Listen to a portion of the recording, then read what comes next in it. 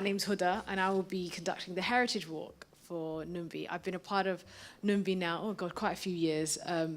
Been doing various projects, including the Hidura'a, the original Heritage Walk that we did for Numbi Week. I think, was it 2 years now? Yeah. 2 years ago. A little bit about myself. I'm an independent researcher. My background is mainly legal, actually, but over the last few years I've been looking at the area of arts and history.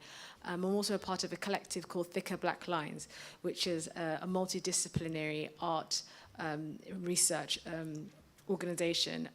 We've had shows in Texas and now recently just finished one at the Tate Modern looking at Black British women artists, women and femme artists over the last 30, 40 years, building on the sort of, again, very similar to the type of thing that hopefully I'll be able to share with you guys at Numbi, which is basically understanding that there has been this history of, in the case of the project that I did before, about Black British women artists and femmes, sort of big statements and sort of shows and things 30 years ago, and then looking at today in 2017, whereas the sort of the archive of that, whereas the historical memory, whereas institutional memory, and what leads to that sort of silence.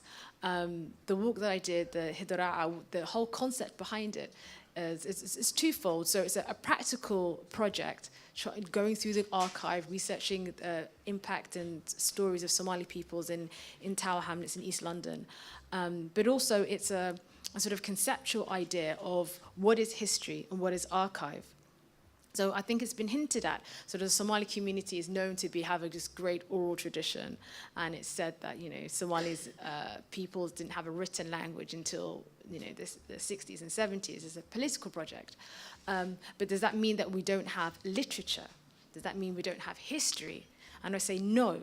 That there are conceptions of what those ideas are that are very much embedded in local histories, local I'm meaning Western, that is sort of made universal, and that the ways that we know ourselves and the histories that we have are deep and rich and intellectual.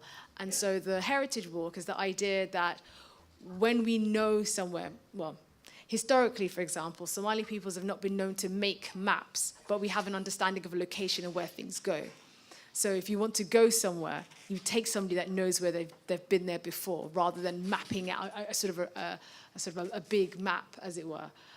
So the idea of the Heritage Walk is that we take each other where we need to go, and that we learn from each other where places are, and that we have a history that is always relational to the people that are with us and the land that we're on. So that's the kind of concept, hopefully, that I'll try and break down and share with everyone on the Heritage Walk that we're doing here. So we're going to be looking at lots of really fun things, hopefully. So we're looking at not just histories that of ordnance maps, of physical maps of Britain, as it were, but also oral histories of Somali communities that not just located in East London, but also oral histories of Somali communities in Somalia, and trying to make that link of how we live in Somalia and how we live here in the UK. Somali community have been in East London. I mean, it's said for hundreds of years. We can actually go back even further than that.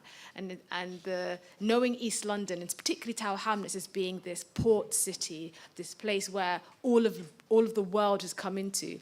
There are whole histories of various communities that I think hopefully we'll be able to go through in the Heritage Walk that can help us understand why is it that we understand the Somali community as we do. So there are long histories of African peoples in London way before Windrush of 1948. And yet that's one that isn't really properly understood. And if you can understand why is it that there are community stories that physically we can see but are not recorded in the archives as such, we'll have hopefully a more critical way being able to read ourselves into the archive, and also understanding why we're not in the archives as well, but nonetheless we're here. So the work, hopefully, there's a fantastic book called Silence in the Past by Michel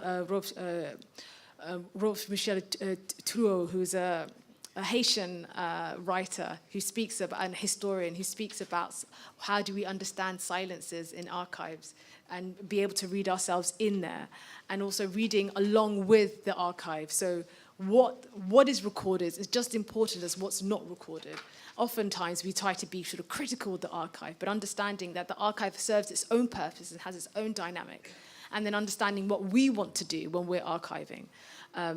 So so much discussion here is talked about Somali community needs to archive our history and record our history, but we have to understand for what purpose and what tools. And hopefully if we have that kind of mindset, critical mindset, then we'll have a sort of a rich understanding as to what stories we want to keep.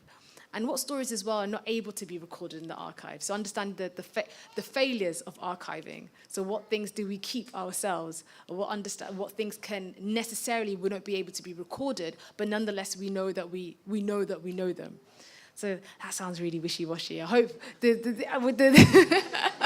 actual project will be awesome. Come, we'll have fun, and we'll walk around East London for a bit as well. So thank you, everyone.